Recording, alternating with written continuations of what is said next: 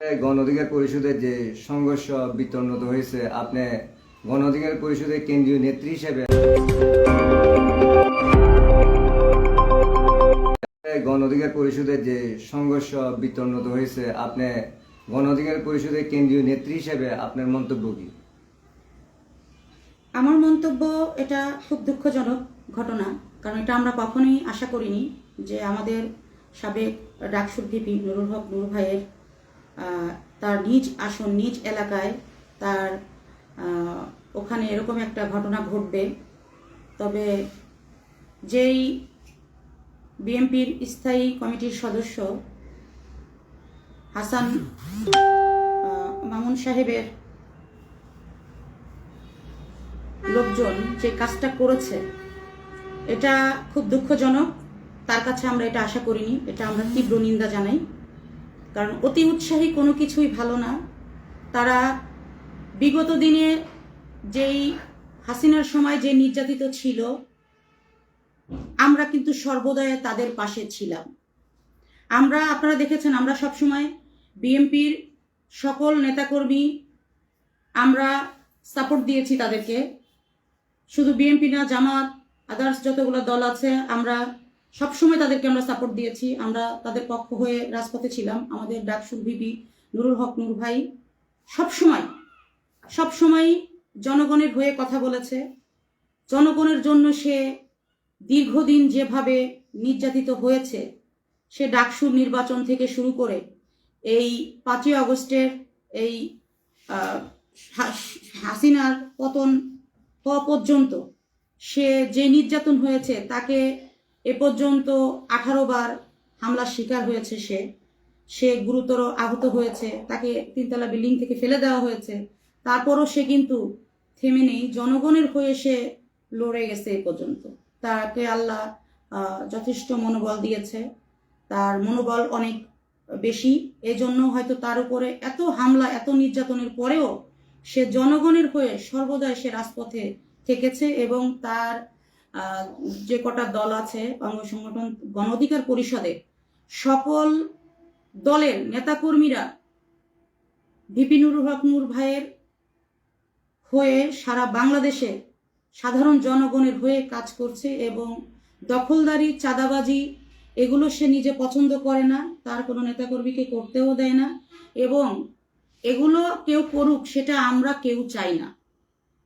আমাদের লিডারের নির্দেশ আছে, চাঁদাবাজি আমরা করব না, আমাদের সামনে কেউ চাঁদাবাজি করতে পারবে না। এটা জনগণের স্বার্থে, আমাদের নিজস্ব কোনো স্বার্থ নেই। জনগণ আমাদেরকে এখানে কিছু দিয়ে যাচ্ছে না। আমরা নিজস্ব ফার্ম থেকে যেভাবে পারছি, আমরা কিন্তু টাইম আমরা জনগণের পাশে থাকার চেষ্টা করতেছি। এবং এখনো আমরা বিএনপির হয়ে কিন্তু বিভিন্ন জায়গায় আমরা কিন্তু মিছিল, মিটিং, সমাবেশ বাংলাদেশে, আমার ধারণা সারা বাংলাদেশে। কারণ সে জনগণের নেতা, সে কখনোই কারোর উপরে ভর করে রাজপথে আসেনি।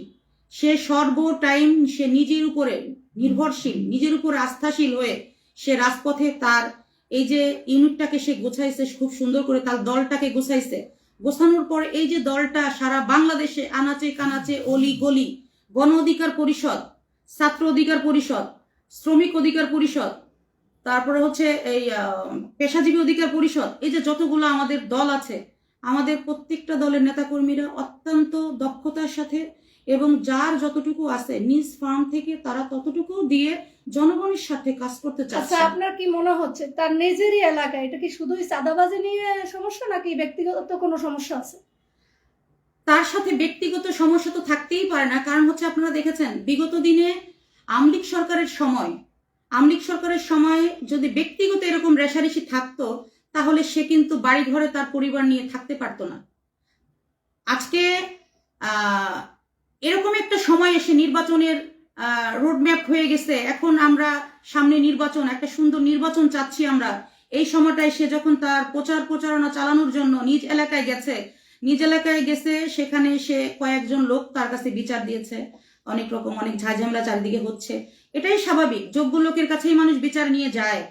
তো নুরুল হক নূর ভাই, উনি চাঁদাবাজি পছন্দ করেন না, তাই হয়তো ওনার কাছে লোকজন গুলা গিয়ে বলছে চাঁদাবাজির ব্যাপারে। তো তো যাই হোক, সে এটা হুঁশিয়ারি দিছে, সে বলছে যে এত না এত, যতটুকু সম্ভব ততটুকু নেন, বাকিটা জনগণকে এভাবে চাপ দিয়েন না, তারা নিরীহ লোক, তারা কিভাবে চলবে। তো এটা যদি তার অপরাধ হয়ে থাকে তাইলে তাইলে তো মানে হাসিনা ওই যে কিছুদিন আগে দেখছি মিডিয়াতে বলছে যে আমরা তো আগেই ভালো ছিলাম।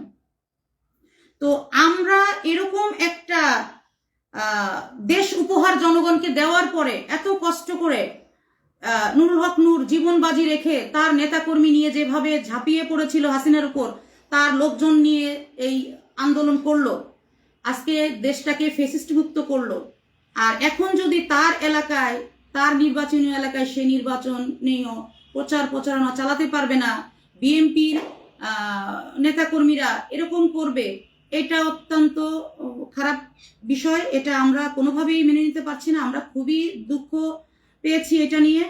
আমরা আমাদের আগামী দিনের রাষ্ট্রনায়ক তারেক রহমান, যাকে আমরা রাষ্ট্রনায়ক হিসেবে দেখতে চাচ্ছি, সে আশা করি তার কাছে আমি আমার পক্ষ থেকে, আমি আমার গণ অধিকার পক্ষ থেকে, আমি সারা বাংলাদেশের এই আমাদের পক্ষ থেকে আমি বলতে চাই আমাদের তারেক রহমান সাহেবকে যে আপনি দ্রুত আপনার এই ধারণার অতি উৎসাহী যত নেতাকর্মী আছে তাদেরকে আপনি সতর্কবাণী দেন, এরা আপনার দলের জন্য ভাইরাস। আমরা আপনাকে অত্যন্ত ভালোবাসি। এই দলে আপনার যে ভাইরাসগুলো আছে, আপনি অনুরোধ করছি আপনি ভাইরাসগুলোকে প্রতিরোধ করেন, না হলে এটা আপনার দলের জন্য, বিএনপির জন্য বিশাল একটা কলঙ্ক, বিশাল একটা হুমকি। আমরা এটা আপনার কাছে দাবি জানাচ্ছি, আপনি দ্রুত এটার ব্যবস্থা নেন, আপনি এটা সমাধান করেন, কারণ আমরা এরকম অত্যাচার নির্যাতন আমরা কিন্তু মেনে নিব না, আমরা মেনে নেওয়া লোক না। ভিপি নুরুল হক নূর, তার যত অঙ্গ সংগঠন আছে, তার যত নেতাকর্মী আছে, কেউ দুর্বল নয়। তারা প্রত্যেকেই নিজ নিজ অবস্থান থেকে তাদের জীবন বাজি লাগাই দিতে পারে। অতএব আপনার কাছে অনুরোধ, আপনি আপনার এই সমস্ত নেতাকর্মীদেরকে প্রতিরোধ করুন, তাদেরকে শাসন করেন, তাদেরকে বুঝান যে আমরা একটা আগামী দিনে সুষ্ঠু নির্বাচন চাই। সুষ্ঠু নির্বাচন যদি তারা এরকম করে, আগামী নির্বাচন সুষ্ঠু হবে না। আমরা এটার প্রতিবাদ জানাবো, কারণ এখন থেকে নির্বাচনের এখনো তফসিল ঘোষণা হয় নাই। এখনই যদি আপনাদের নেতাকর্মীরা এগুলো করে, তাহলে নির্বাচন আমরা সুষ্ঠু আশা করব কিভাবে? আমরা তো নির্বাচন সুষ্ঠু আশা করতেই পারি না, কারণ আমরা তো এখন যে অবস্থা, যদি ভিপি নুরুল হক নূরের উপরে যদি এরকম করে, তার নিজ এলাকায় নিজ আসনে যদি এটা করে, তাহলে আমরা তো বাংলাদেশে কোথাও নির্বাচন করতে পারবো না, আমরা কোনো দল কোথাও দাঁড়াতে পারবো না। তাহলে আমরা যদি কোনো দল কোথাও দাঁড়াতে না পারি, তাহলে নির্বাচন কিভাবে হবে দেশে? শুধু বিএনপি একা নির্বাচন করবে? শুধু বিএনপি একা যদি নির্বাচন করতে চায়, তাহলে বিএনপি হাসিনার মতো একা নির্বাচন করুক, সে ঘোষণা দিক। আপনার নেতাকর্মীরা তাহলে ঘোষণা দিক যে আমরা কোনো দল দেখতে চাই না, আমরা শুধু বিএনপি আমরা নির্বাচন করব। কিন্তু আমি আমার তরফ থেকে আপনাকে অত্যন্ত ভালোবেসে, আপনি জিয়াউর রহমানের সন্তান, বড় সন্তান, আপনিও 111-এ অনেক নির্যাতিত হয়েছেন, সেজন্য আপনাকে অত্যন্ত ভালোবাসি। আমরা বিগত দিন রাজপথে আপনাকে যে ভালোবাসি তার প্রকাশ আমরা করেছি। ভিপি নুরুল হক নূর আপনাকে অত্যন্ত ভালোবাসে, সেই হিসাবে আমরা যথেষ্ট ভালোবাসার পরিচয় আমরা দিয়েছি, গণ অধিকার পরিষদ দিয়েছে। তো সেখান থেকে বলছি, দেশে যদি একটা সুন্দর সুষ্ঠু নির্বাচন চান, দয়া করে আপনার এই অতি উৎসাহী কিছু নেতাকর্মীকে দ্রুত সংশোধন করেন, না হলে দেশে নির্বাচন হওয়া কোনোভাবেই সম্ভব নয়। এটা কোনোভাবেই সম্ভব নয়। তাহলে আমরা এই সামনের যে নির্বাচন আসতেছে, এইভাবে যদি চলতে থাকে, আমরা নির্বাচন বয়কট করব। তো আমরা শুনেছি আজকে গাজীপুরে বিকাল 4টায় আপনাদের একটা সমাবেশ আছে, এটা কিসের সমাবেশ? এটা আমরা প্রতিবাদ সমাবেশ। আমাদের বরিশালে যে ঘটনাটা ঘটেছে, এটা নিন্দনীয় একটা ঘটনা, এইটার একটা প্রতিবাদ সমাবেশ, একটা নিন্দা জানানো, জাতির কাছে এটা তুলে ধরা, এইটার জন্য একটা সমাবেশ ডেকেছি, শান্তিপ্রিয় সমাবেশ। আমরা উশৃঙ্খল পছন্দ করি না, উশৃঙ্খল যারা করে আমরা তাদের পাশে নেই। তো এজন্য আমি আবারও বলবো, বেগম খালেদা জিয়া, তারেক রহমান সাহেব, তাদেরকে অনুরোধ করছি, আপনারা দ্রুত আপনাদের এই অতি উৎসাহী লোকজনগুলাকে সামাল দেন, কারণ এই অতি উৎসাহী লোকজনগুলার কারণে নির্বাচন পিছিয়ে যাবে। আমরা যখন মাঠ থেকে সরে যাব, নির্বাচন একপক্ষ নির্বাচন হয় না। একপক্ষ নির্বাচন দেখেছেন হাসিনা দীর্ঘদিন একপক্ষ নির্বাচন করে কতটুকু লাভবান হতে পেরেছে।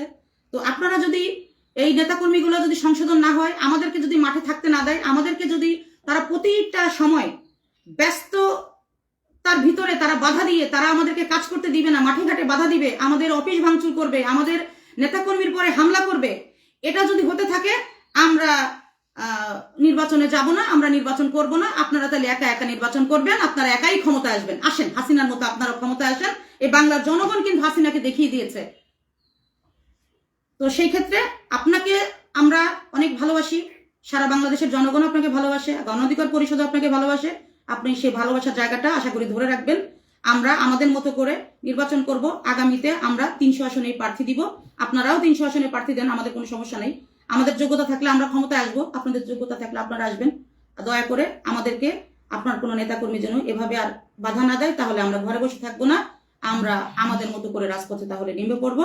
এই বলেই আমার বক্তব্য শেষ করছি। ধন্যবাদ আপনাকে।